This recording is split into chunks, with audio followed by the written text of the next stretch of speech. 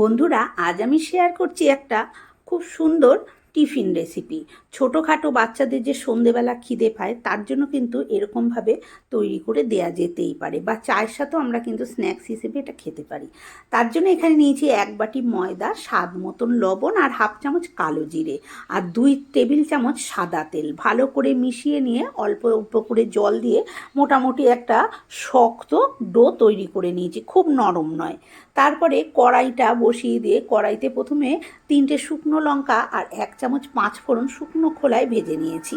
তারপরে 2 চামচ তেল দিয়ে কয়েকটা বাদামও ভেজে তুলে নিলাম। এবার ওই তেলের মধ্যে গ্রেট করা আদা দিয়ে দিয়েছি, 2টো কাঁচা লঙ্কা কুচি, আর দিয়ে দিয়েছি যে শুকনো মশলাটা ভেজেছিলাম সেই মশলাটা গুঁড়ো করে দিয়ে দিয়েছি। দিয়ে একটু নাড়াচাড়া করে নিয়ে সেদ্ধ করে রাখা 2খানা আলু আমি দিয়ে দিলাম। দিয়ে খুব ভালো করে নাড়াচাড়া করে নিয়ে যে বাদামটা ভেজে রেখেছিলাম সেখান থেকে অর্ধেকটা বাদাম ভালো করে একটু থেতো করে নিয়ে দিয়ে দিয়েছি। দিয়ে বেশ পুরটা তৈরি করে নিলাম।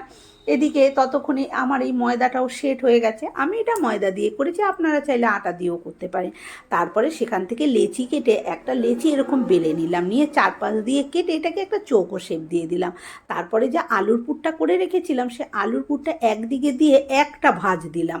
বাকি যে অংশটা রইলো সেই অংশটা ঠিক মধ্যিখানে ছুরি দিয়ে এরকম সরু সরু করে চিড়ে দিলাম, আর একদিকটা আমি একটুখানি না চিড়ে রেখে দিয়েছি। তারপরে এরকমভাবে ঘুরিয়ে দিলাম, দেখুন কত সুন্দর হলো। আর যে দিকটা আমি একটু চিড়েছিলাম না সেই দিকটা মুখটা একটু সরু মতন করে দিয়ে আর এদিকে যে গোল ঘোরানো যে ফাঁকাটা হয়েছিল তার মধ্যে ঢুকিয়ে দিলাম। দেখুন কত সুন্দর কিন্তু একটা স্ন্যাক্স বা টিফিন যাই বলেন তৈরি হয়ে গেছে।